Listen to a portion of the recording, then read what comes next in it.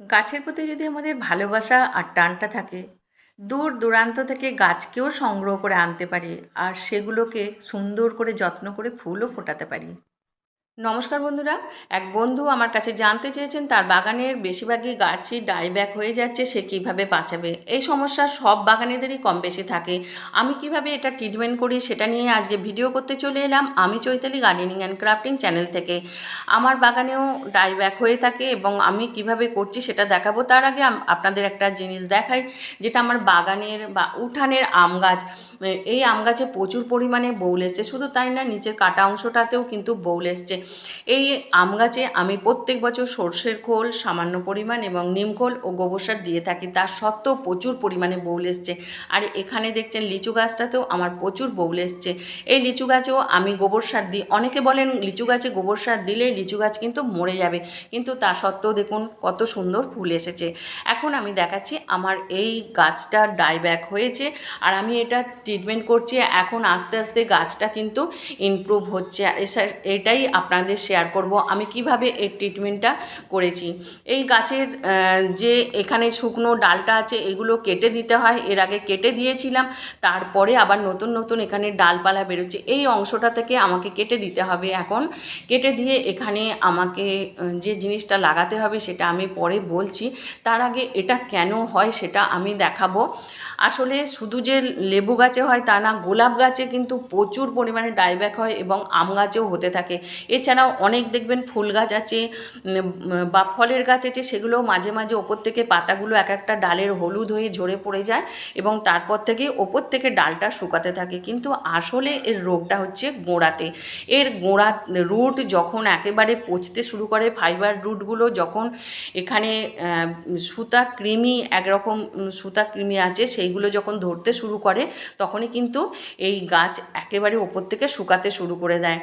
আর এখানে আমি দেখাচ্ছি এটা কি করবেন। প্রথমে ওপরের বেশ কিছু মাটি আপনারা তুলে ফেলে দেবেন, তুলে ফেলে দিয়ে এখানটা কদিন রোদে রেখে দেবেন।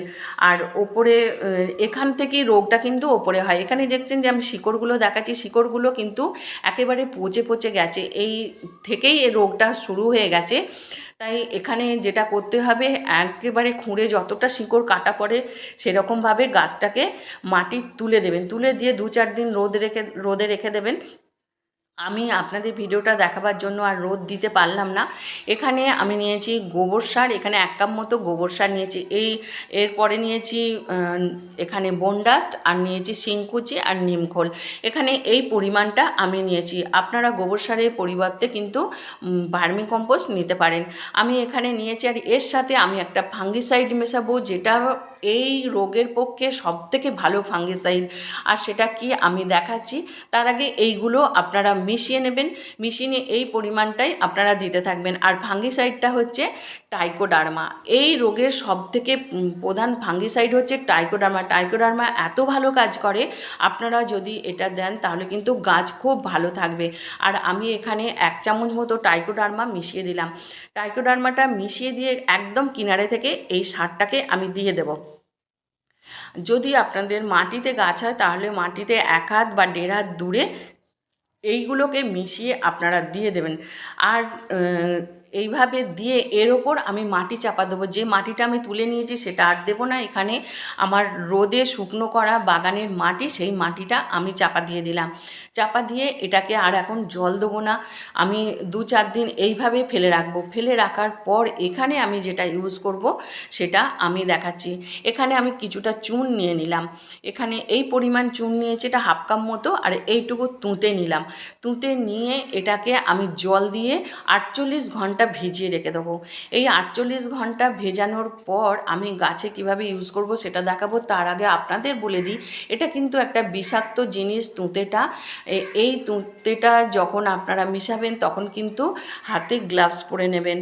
আর আমি এটা 48 ঘন্টা পর এরকম গাছের গোড়াতে দিয়ে দিচ্ছি। শুধু গাছের গোড়ায় না, গাছের স্প্রেও করে দিতে হবে এইটা।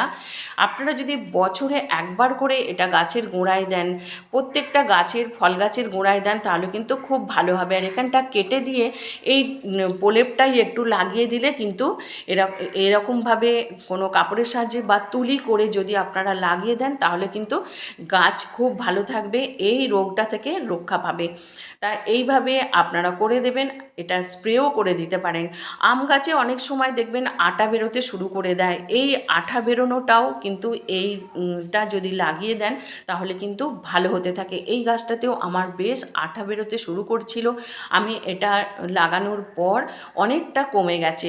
তাই এটাও মাঝে মাঝে এটাকে যদি লাগিয়ে দেন তাহলে কিন্তু খুবই ভালো হবে। এইভাবে আপনারা এই গাছের ট্রিটমেন্ট করতে থাকুন, দেখুন আপনারা ভালো ফল পাবেন। আর গাছে যতটা সম্ভব কম জল দেবেন এবং স্যাঁতস্যাঁতে জায়গা থেকে দূরে রাখবেন। এইটা এই রোগটা তাহলে কিন্তু ধরবে না। ভিডিওটা যদি ভালো লাগে অবশ্যই লাইক কমেন্ট শেয়ার করবেন। আর যারা আজকে প্রথম আমার ভিডিওটা দেখছেন প্লিজ চ্যানেলটিকে সাবস্ক্রাইব করে পাশে থাকা বেল আইকনটা প্রেস করে দেবেন। সবশেষে বলি, আপনারা ভালো থাকুন, সুস্থ থাকুন, গাছ লাগান, পরিবেশকে ভালো রাখুন। নমস্কার।